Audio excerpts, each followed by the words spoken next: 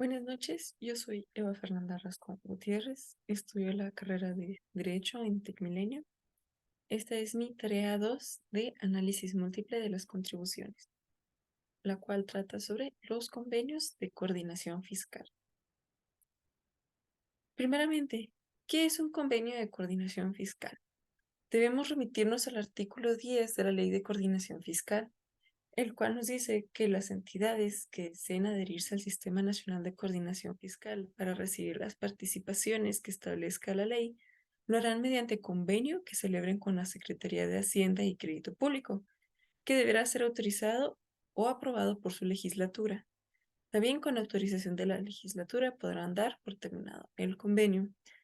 Este convenio surge debido a que aquí en México es muy común que se dé un suceso llamado concurrencia fiscal, en el cual al contribuyente se le cobra doblemente un impuesto porque es tanto de competencia federal como de entidades federativas como municipal. Entonces esto es para que a través de uno solo se cobre.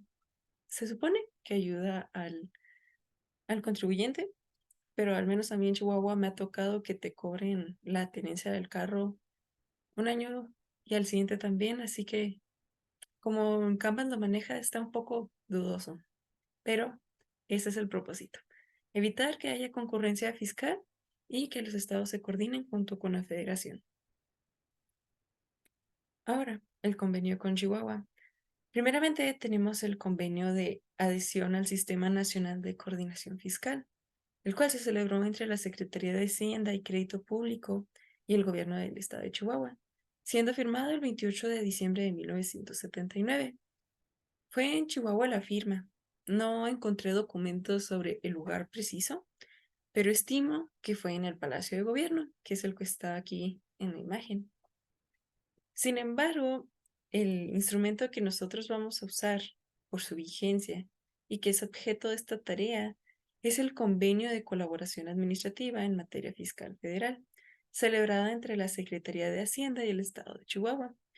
Fue firmado el 15 de agosto de 2015, el cual fue firmado por el entonces gobernador César Duarte, muy mala fama tenemos por su culpa, y por la Secretaría a través del licenciado Luis Videgaray Caso. Tampoco encontré que especificaran un lugar, pero me remito otra vez al Palacio de Gobierno por ser el edificio en donde el Poder Ejecutivo se encuentra. Ahora, tenemos que revisar en qué impuestos es en los que se coordina la entidad federativa junto con la República, encontrados estos en el artículo 2 de dicho convenio, los cuales son el IVA, que es el impuesto al valor agregado, según lo observado en las cláusulas octava, novena y décima del convenio, el impuesto sobre la renta, también dispuesto en las cláusulas octava, novena, décima y onceava del convenio, el impuesto especial sobre producción y servicios, que también observa lo dispuesto en los artículos octavo, noveno y décimo, los impuestos sobre automóviles nuevos, teniendo en cuenta el artículo 13, las multas impuestas por las autoridades administrativas federales no fiscales a infractores domiciliados dentro de la circunscripción territorial de la entidad, excepto las que tengan un fin específico y las participables a terceros, así como las impuestas por la Secretaría y sus órganos desconcentrados, en los términos de la cláusula 14ª del convenio, es decir, la 14. El ejercicio de las facultades relacionadas con las actividades A. Las facultades de los artículos 41, 41A y 41B del Código Fiscal de la Federación, en los términos de las cláusulas 15 y demás aplicables del convenio. B.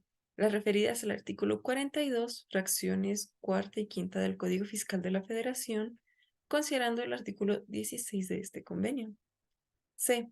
Las relativas a la aplicación del procedimiento administrativo de ejecución para hacer efectivos los créditos fiscales federales a las que se refiere el artículo 17 del convenio. Las de verificación del cumplimiento de las disposiciones que gravan y regulan la entrada de mercancías al territorio nacional y de los vehículos de procedencia extranjera, con sus excepciones. Asimismo, excluyen a los contribuyentes considerados como grandes contribuyentes en los términos de las disposiciones federales aplicables y del reglamento interior del Servicio de Administración Tributaria. Las de generación y uso de los certificados de la firma electrónica avanzada y para la realización de los trámites y servicios electrónicos, de acuerdo con lo establecido en la cláusula séptima de este convenio. Las relativas al registro y control de vehículos, establecido en el artículo 10E de la Ley de Coordinación Fiscal, en los términos de la cláusula 12ª de este convenio, excepto aeronaves, ferrocarriles y embarcaciones. Ahora, antes de proseguir, algo importante. Es importante que podamos ver bien esto. Continuando, tenemos la fracción G, que son las de dejar sin efectos los certificados de sello digital, cuando se ubique en alguno de los supuestos del artículo 17H, fracción 10, del Código Fiscal de la Federación. La fracción H, que son las referidas en el artículo 17K del Código Fiscal de la Federación, relativas a la notificación de cualquier acto o resolución administrativa que se emita en documentos digitales, incluyendo cualquiera que pueda ser recurrido en los términos del citado artículo, según las disposiciones establecidas de carácter general en el Servicio de Administración Tributaria, SAT, además de los dispuestos en las cláusulas séptima, octava y demás relativas del convenio.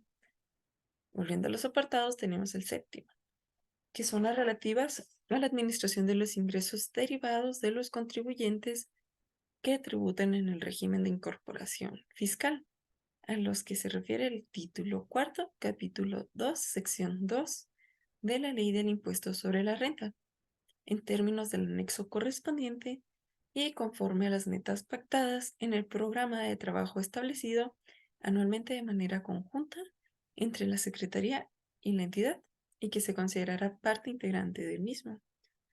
Y la final, la octava. El ejercicio de las facultades relacionadas con derechos federales establecidos en la Ley Federal de Derechos, en los términos de los correspondientes anexos al presente convenio. Porque sí, eso sí encontramos bastantes anexos. Sin embargo, tenemos otra duda. ¿Cuál es la participación de Chihuahua en el Fondo Federal? Pero, ¿respuestas? No, nada. Bueno, pues tenemos que continuar con la participación que recibe Chihuahua del Fondo Federal, destacando que no es un solo fondo, sino que son múltiples. Y tenemos de participaciones federales y aportaciones federales. La información en esta sección ha sido rescatada del Centro de Estudios de las Finanzas Públicas del Estado de Chihuahua para el año 2023, entre otras leyes. En la Ley de Coordinación Fiscal, capítulo primero, encontramos las fórmulas y los procedimientos de distribución de recursos entre las entidades federativas para cada fondo del ramo 28, que son las participaciones federales, siendo un gasto no programable. Su característica principal es ser resarcitorio, considerando la participación de las entidades federativas en la actividad económica y la recaudación. De este ramo tenemos que señalar que para el Fondo General de Participaciones para 2023 se aprobó que Chihuahua recibiera 26.366.300.000 pesos, una gran cantidad. También en el Fondo de Aumento Municipal debería de recibir la cantidad de 1.307.800.000 pesos. Para el Fondo de Fiscalización y Recaudación nos deben de entregar más bien, la cantidad de 1.651.400.000 pesos. Para el Fondo de Compensación de Repeco Intermedios, debemos de recibir 56.100.000 pesos. El Fondo de Extracción de Hidrocarburos y el de Compensación no aplican a Chihuahua. Ahora tenemos lo que es el ramo 33, que son las aportaciones federales, siendo un gasto programable con su marco normativo en el capítulo 5 de la Ley de Coordinación Fiscal, que igualmente cuenta con fórmulas, procedimientos para la distribución entre las entidades federativas, con los recursos de los 8 fondos constitutivos. Se entrega sin considerar el desempeño económico y recaudatorio de la entidad, con un carácter compensatorio, considerando en la asignación de recursos una proporción directa a los rezagos y necesidades que se presentan en los estados de la República. Esto en la índole de educación, salud, infraestructura, servicios públicos, entre otros.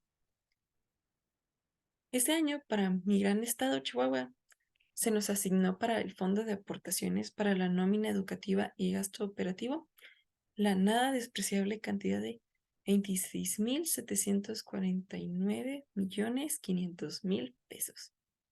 Para el Fondo de Aportaciones para los Servicios de Salud, esperamos una cantidad de 3.487 millones de pesos. Para el Fondo de Aportaciones para la Infraestructura Social, estamos esperando la cantidad de 1.941.900.000 pesos. Para el Fondo de Aportaciones al Fortalecimiento de los Municipios y Demarcaciones Territoriales del Distrito Federal, estamos esperando la cantidad de 3.328.400.000 pesos. Para el Fondo de Aportaciones Múltiples, estamos esperando la cantidad de 999.300.000 pesos. Para el Fondo de Aportaciones para la Educación Tecnológica y de los Adultos, estamos esperando la cantidad de 294.700.000 pesos. Para el Fondo de Aportaciones para la Seguridad Pública, esperamos la cantidad de 327.300.000 pesos. Y finalmente, para el Fondo de Aportaciones para el Fortalecimiento de las Entidades Federativas, estamos esperando la cantidad de 1.621.700.000 pesos. En dicho documento que les mencioné, en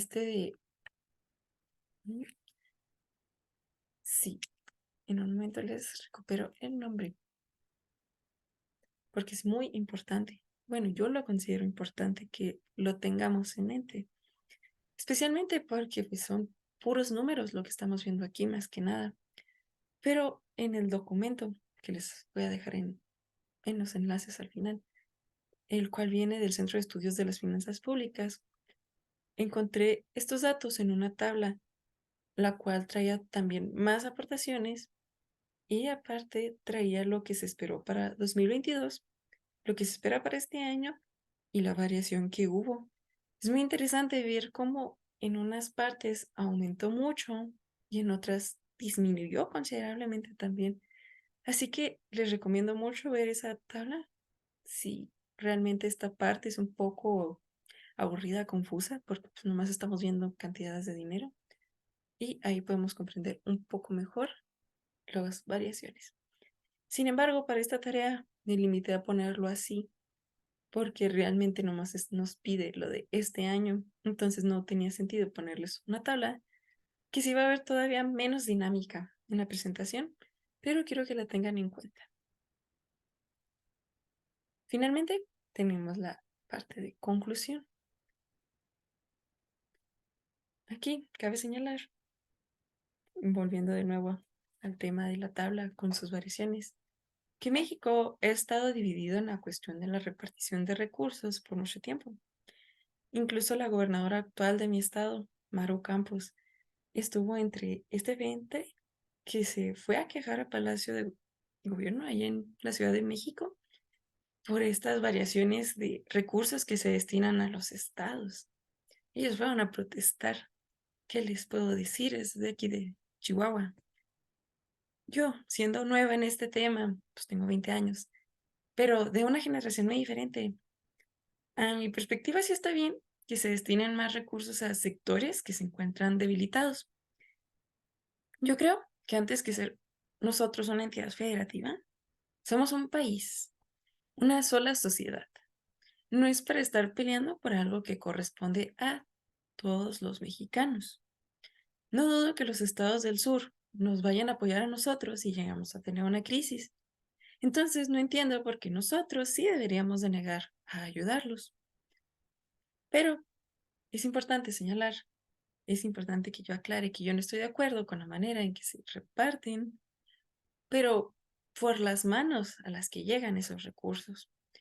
Yo creo, yo conozco, todos conocemos que hay demasiada corrupción y no son usados adecuadamente.